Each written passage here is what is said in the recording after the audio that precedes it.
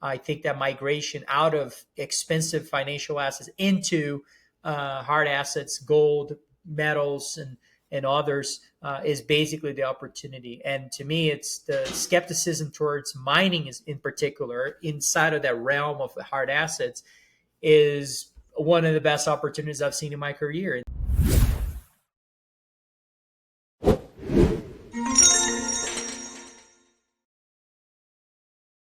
Welcome back to Metals and Miners. I'm its founder and its host, Gary Bohm. We have a fantastic discussion lined up today that you should be very excited about. Today, we're fortunate to have with us Tavi Costa. Tavi is a member and macro strategist at Crescat Capital and has been with the firm since 2013. He's responsible for developing Crescat's macro models as part of their thematic investment process. His research has been featured in financial publications such as Bloomberg, the Wall Street Journal, Reuters, Yahoo Finance, Real Vision, and others. Tavi, thank you so much for joining us today. Thanks for having me. Looking forward to this conversation, Gary.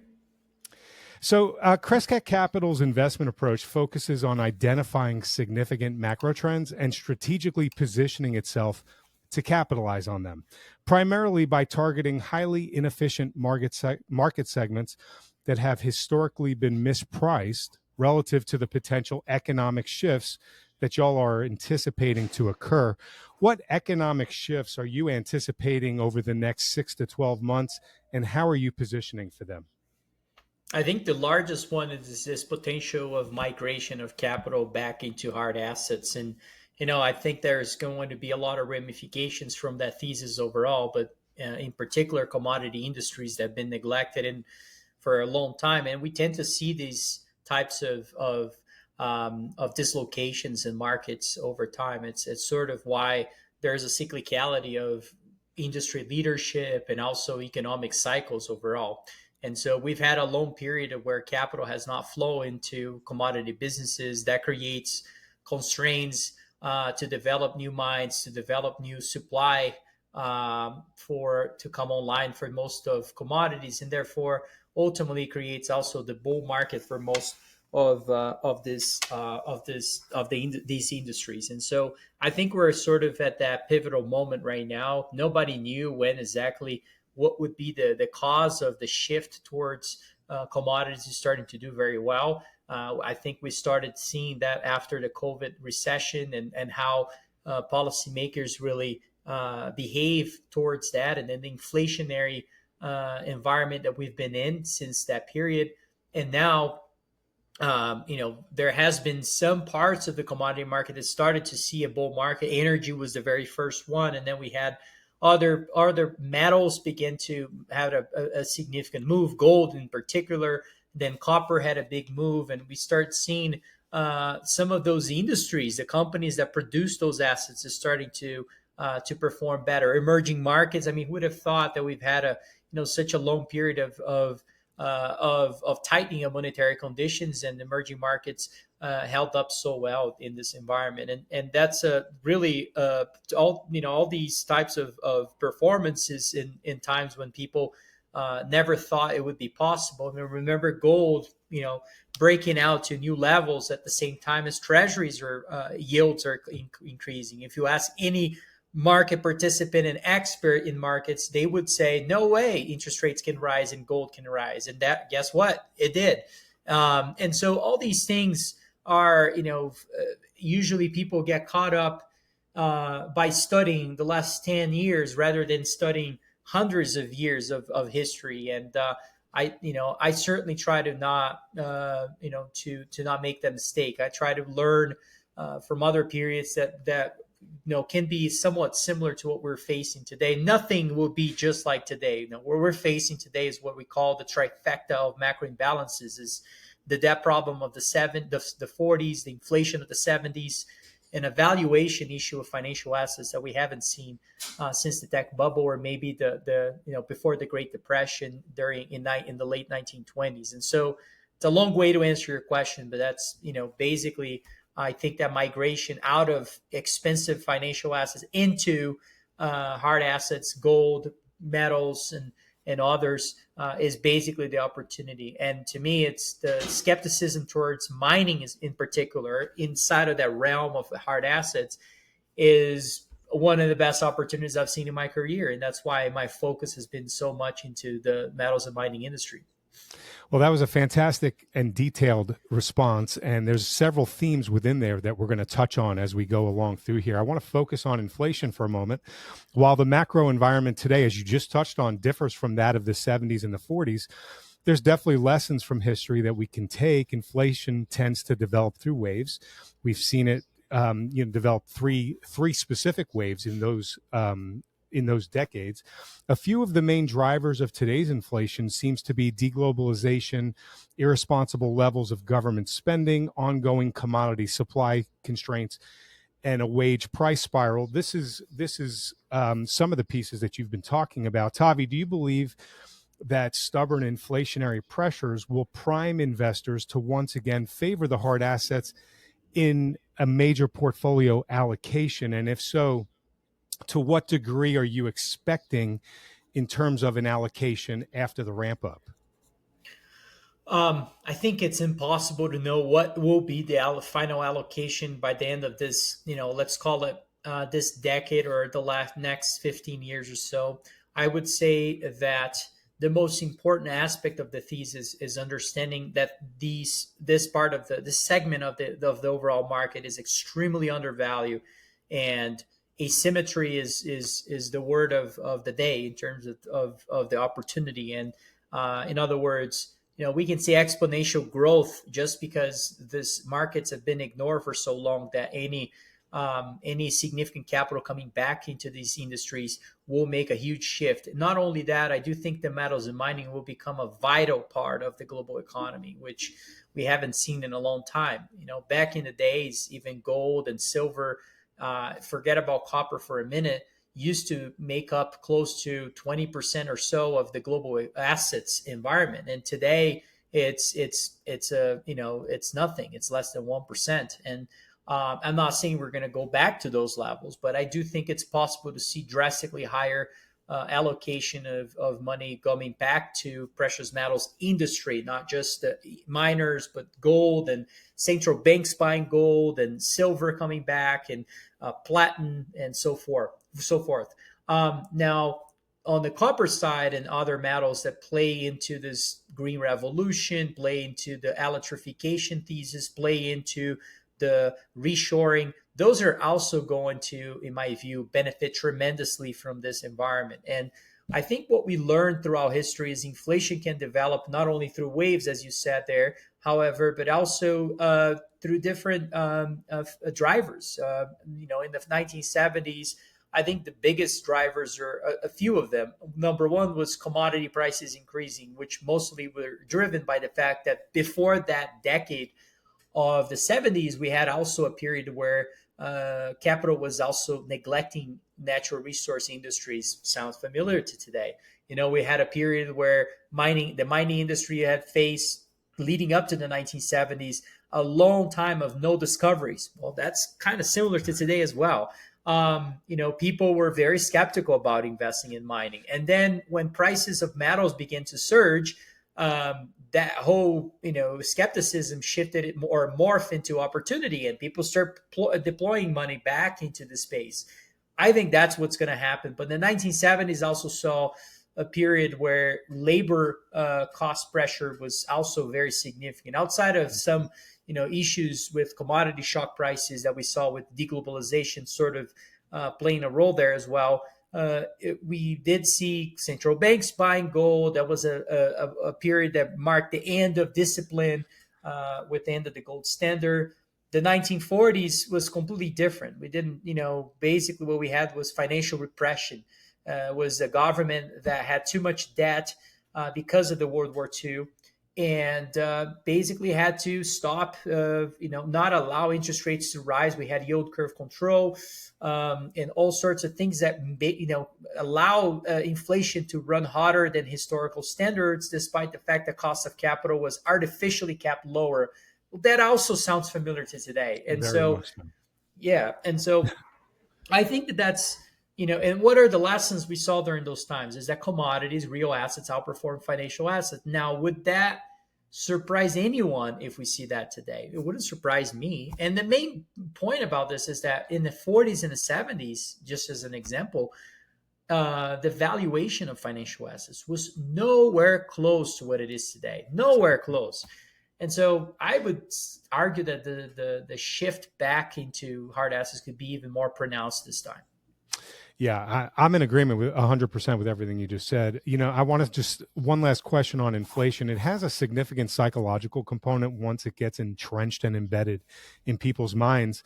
It's actually very difficult to eradicate, as we saw in the 70s and in the 40s. Do you expect inflation to stick around now that it's been here for several years indefinitely? And because of that, are you expecting to see maybe some protests, labor strikes, crime, wealth disparity, the longer this goes on in the United States? And in addition, how do you see the Fed and policymakers addressing this, responding to the situation?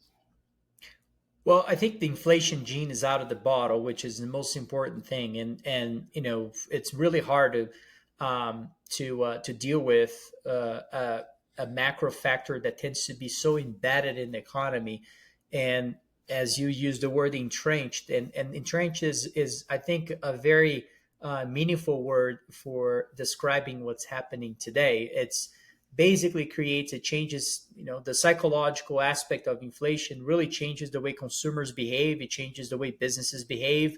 And there are lags in timing. So essentially we tend to see is the prices of materials rise, and then you tend to see companies actually having to pass that on to the consumer. The consumer takes on the burden initially, then they start protesting and saying, no, I want more wages, I want more salaries, and they need to be increased because cost of living is too high.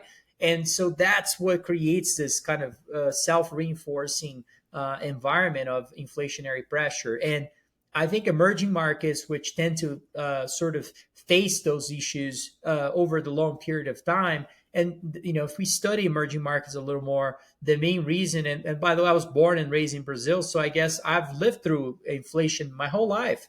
And I think the biggest issue with an emerging market is the fact that two things. Number one, instability of the monetary system. So we tend to see emerging markets have less stable currencies, and that's why they're emerging markets. And then on top of it, you have a government that tends to focus on exports, right? I mean, every government that comes into emerging markets tends to say, well, we're going to depreciate the currency and allow exports to grow. That is the most money-losing strategy I've seen in my career. I mean, that's, essentially why Brazil has always been an emerging market, never emerged to become a developed economy. And most others as well are in the same boat. And ultimately what creates this idea of an economy emerging into a developed world is through the monetary stability. And it's something that developed markets, not they have achieved that, but they have achieved that better than emerging markets, and therefore why we tend to see less inflation in developed economies. Now, my point is that the regime that we're facing today has shifted, and where the lack of discipline across most developed markets, including the US and European markets and Japanese yen and so forth, have really caused instability in the monetary system, which is also aligned with a period where we're also seeing inflation. And so, the fact that we have policymakers looking at the situation and saying, hold on a second, yes, inflation is a problem. Here is a inflation reduction act that we're going to, pass it on to fix the issue. It's not fixing the problem. It's only getting it worse because policymakers just forgot that fiscal spending creates inflation. And that was well known by the middle of the 1970s because they finally figured it out. And, one interesting data, if you look at voters, Democrats and Republicans, and you go and ask them, what do you think is causing inflation? There was a good data that came out recently on this, I think was in The Economist.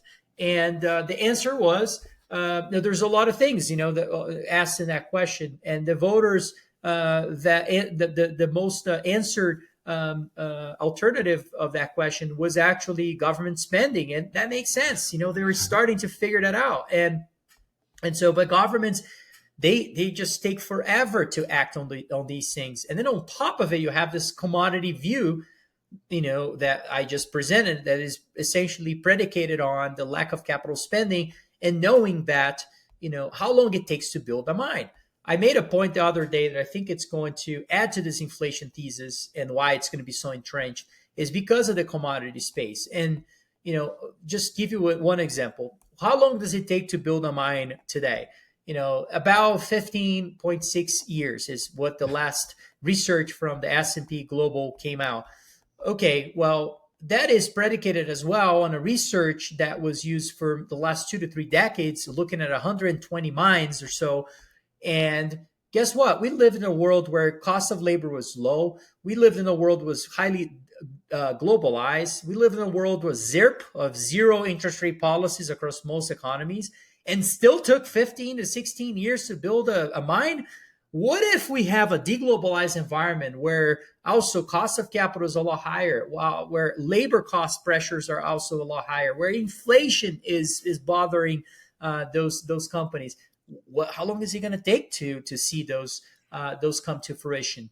That's a very important question when it comes to thinking about the cycle length likely of the commodity and metals and mining industry overall. And that's why, when I see these opportunities in the space, it gets me excited, because I don't think anybody else is thinking that way. So much there to unpack, but because of time, I'm only going to touch on this one aspect. And, mines take 15 to 20 years to get to full production. And for more than a decade, we've been being told by, agencies around the world that we're going to have a massive explosion in electrification and the underlying metals that are needed. But yet they didn't put in the money.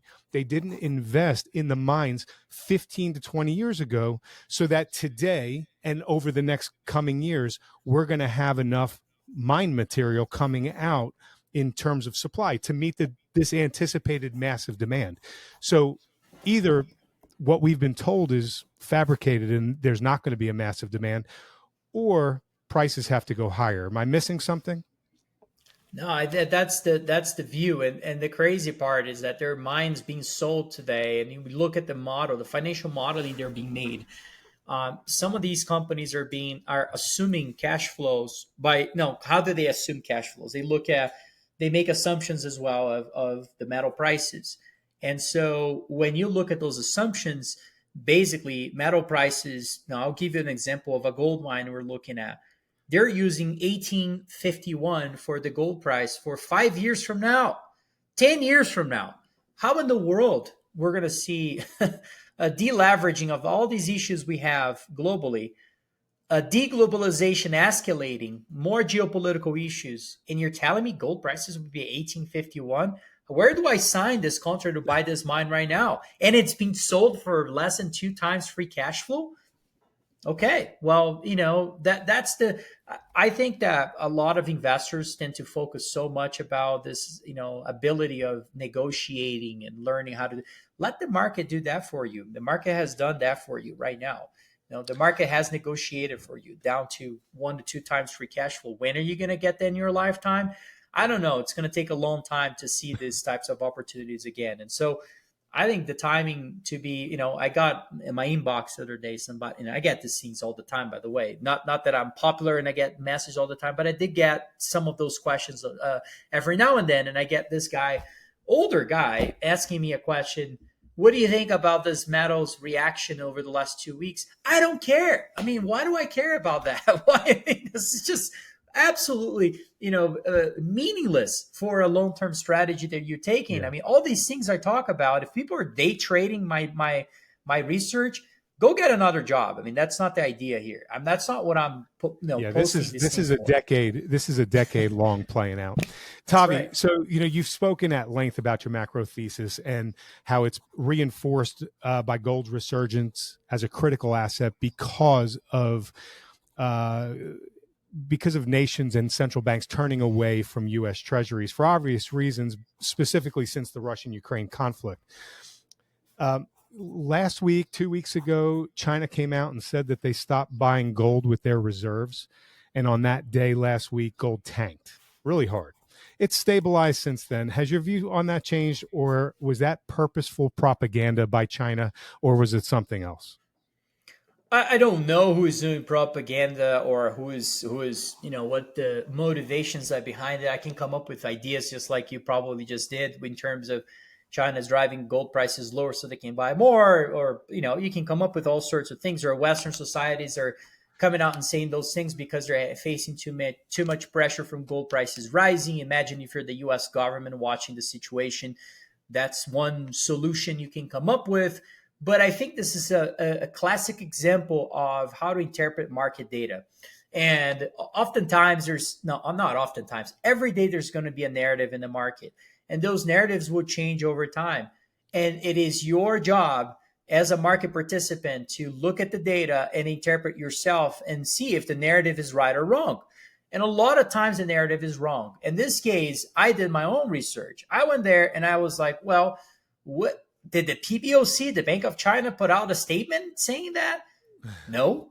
And then I'm like, well, why are people making these conclusions? And then I looked into, it's because they reported gold holdings that have been unchanged from the prior month. That's the most premature conclusion I've ever seen. And then all these people, just a bunch of analysts coming out and saying, China announced that they stopped. They didn't announce anything, by the way. They only reported unchanged movement of holdings of official holdings of gold. Who knows the undisclosed amount that they're buying of gold? Nobody knows that. And so when I looked at that, I was like, this is just ridiculous. This is the type of thing I live for, that I love it. Maybe a coordinated effort by some leadership here in the States in order to tamp down the move in gold. I would love to see gold prices back at 1,500. It would be awesome. I think that would be the best. And this is, I've been repeating this idea in the last interviews I had, and I will say this again because it's so important. The importance of analysis is critical when you're investing, because somebody can steal your thesis. Like I'm offering an entire thesis about why do we invest in hard assets, why capital is going to flow back into commodities and commodity businesses, but you will never steal my conviction. And that's a very important difference. And because when markets decline, when you see gold going to 1,500, for instance, let's assume we see a scenario like that, the folks that don't have conviction already shifted their view again. And who has conviction will act on those things. And you can be sure that I'm going to be there and taking advantage of those things, especially if my view hasn't changed, which very, very rarely will change when you have sort of a long-term view of a thesis like that. It will have to be a series of things that have changed in order to cause that change of view. And I just don't see a world of that happening anytime soon. Therefore, if I see prices reacting because of a new narrative being brought into the markets, I'm all in. Maybe it's interest rates. Interest rates are rising. Now interest rates are 6-7% because, I don't know, Donald Trump became the president, and people were thinking that, we're going to see tax cuts and now, which is, by the way, it's very likely to happen here. Not only Trump getting elected, but also the movement in 10-year yields to crazy numbers. Because people are starting to think, well, he's going to cut interest rates and increase spending. 10-year yields shouldn't be here. It should be 2% higher. That's a shock in the market. If we see that, well, maybe gold shouldn't be trading now. Gold, that's a negative factor for gold, and gold should be at 1,800. I hope we see that. I mean, I really do, because if we do that, it will shake out the whole market again, and will offer incredible opportunities. But anyway, so that's really Tavi, I appreciate your conviction. I share a similar conviction. I don't know if it's as D1 soccer level as that, but I have a strong conviction just like you do. And I appreciate you sharing that point. That's a very critical thing that people need to hear. You've been talking about this commodity super cycle. What do you see as a potential catalyst or catalyst? And do you see it starting to take shape in the next 6 to 12 months? I know that we've seen some offshoots of some commodities moving and then halting and digesting their moves. So, what do you say on that? Which, by the way, will happen almost, entirely during this cycle. When commodities tend to rotate, a commodity that is hot will then become not in favor again, and then those things change. And I'll give an example. One commodity that was very ignore not too long ago was natural gas. Natural gas is up 50+% recently. Those things keep changing. So what's the next move? Well, oil has been hated. Now, one of the bearishest positionings in the future markets of oil we've seen in history. And, no, Tavi, Biden is not going to allow oil to increase. Let me tell you, if inventory falls, it doesn't take a genius to think about this, but if overall inventory of a commodity falls, that means it's becoming less abundant, which means it should push the prices higher. It's not too difficult to put that together and then start thinking, wow, what's going on with oil now at $85, $90 a barrel, $100 a barrel? It wouldn't surprise me. And so, but again, narratives are always, taken out of context and make it they're more relevant. And you got to step out and look at the whole idea. So what triggers the commodities? We are in a commodity cycle. There's a reason why it's rotating. That, to me, that's already checked that box. I used to say, if gold breaks out and we see record levels, usually we try to be, over analytical and understanding what's the cyclicality of each of those commodities and blah, blah, blah. But really, if gold gets in a bull market, you will see a bull market likely in every other metal and also most things in a periodic table. And including let's talk about gold. Let's talk about gold right there, Tavi. It seems that we're in a period similar to the 70s, the central banks exchanging dollars for gold. Back then, central banks had more than 70% of their reserves in gold. Today, It's in the teens, but it's starting to move up. A few months ago, gold breached the 4-year consolidation zone, 1,600 to 2,000, and it reached over 2,400. It's been consolidating that move underneath ever since. It feels a little bit like gold is lacking strength to move from here, but that may just be a temporary thing. In your analysis, what is gold trying to tell us with this breakout and then subsequent consolidation move? And where do you see the gold price headed over the next 1 to 3 years? Oh, I think gold's telling us a little bit about a lot of things. Inflation is likely to reaccelerate, that we're not at the end of inflation. Secondly, that we're facing a debt problem where sovereign debt crisis and the lack of confidence in sovereign institutions that is also causing some of those institutions to transition away from having a large allocation of treasuries and other sovereign debt instruments into a hard asset. It's also telling us about the deglobalization trends, which increases the prioritization towards owning a neutral asset. And lastly, which is something that will still be a factor, in my opinion, at the end of this decade, will be when traditional investors are also starting to understand that gold has an important role in a portfolio, particularly if you're running a massive, pool of capital like a pension fund that has to have a defensive asset. That's the prioritization of most of those funds, is to have part of it in risky assets and part of it in risk-off assets. And those risk-off assets over the last 2 to 3 decades, by their definition, has been mostly in the 60-40 allocation, where 40% is defensive and 40% is treasuries, majority, or other fixed income assets of sovereign institutions. And that is going to be, in my view, a big change. And so, I think that's what gold's telling us is the discipline is going to have to be pushed back in terms of into part of the agenda at some point. And I think that's unthinkable today because we're living in a world of fiscal dominance.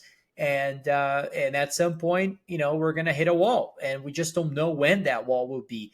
And what you tend to see in a world that is transitioning that way is when you have these changes, like, for instance, the Japanese yen. I'm old enough to remember the Japanese yen was one of the safest asset classes in the world, and that has been collapsing. And so you're seeing this lack of faith not only in sovereign institutions but also in their monetary systems that they are anchored on, and that forces institutions to improve the quality of their reserves. And improving the quality of their reserves means, historically speaking, owning a monetary metal, which I can't think of anything but gold to sort of be the alternative.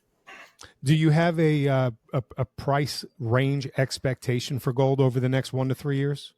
No, I don't function my brain that way personally, but I do think we're going to see stupid levels. And when I assume stupid levels, it wouldn't surprise me if we see $10,000 gold. Please do not quote me Wow. on anything like No, that. no, no, But no.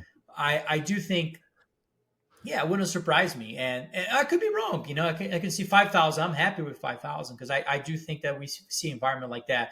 Mining companies and the way they're modeling their businesses would, you know, it would be a tremendous change in the, They'll have to throw those models out the window. yeah, the model has to be thrown out the window. And then you have to throw a multiple that is similar to multiples we've seen in other stupid levels of gold prices in the past relative to the global economy at those times. And you know, that's what makes a bull market. And then you have a supply cliff, and companies have to buy other majors, other smaller companies, and that creates an M&A cycle. I mean, the stage is there, right? And the stage is certainly I there. agree. It's just like people were not seeing it. So let's talk about that. So 71%, you mentioned this earlier, 71% of financial advisors hold 0 to 1% of their overall assets in gold and gold related assets. The average for all investors is less than 0.5%. The 5-decade mean, it's closer to 2 to 3%. And the high during the 2008 to 2011 GFC was like 8 to 9%. What's going to bring the Western investor back to gold? And do you see a reversion of the mean? It sounds like you see a reversion of the mean. So, you know, what is going to bring the Western investor back to gold? I want to point everyone over to our Substack. It's free. Go to metalsandminers.substack.com. We post free content on the consumer, economy, markets, artificial intelligence, individual metals and miners, and every expert interview that we conduct. It's all up there. And when you subscribe, we want to give you a free gift. It's a report that we wrote based on the important Ray Dalio foundational premise titled, "If You Don't Own Gold, You Know Neither History Nor Economics." This free gift is a must read for everyone on why we all should own gold. So head over to metalsandminers.substack.com, put in your email address to subscribe, and receive this free gift on us. Also, I'm positive that you've enjoyed this conversation with Tavi as much as I have. Please let him know. Hit the like and subscribe button and leave a comment below the video.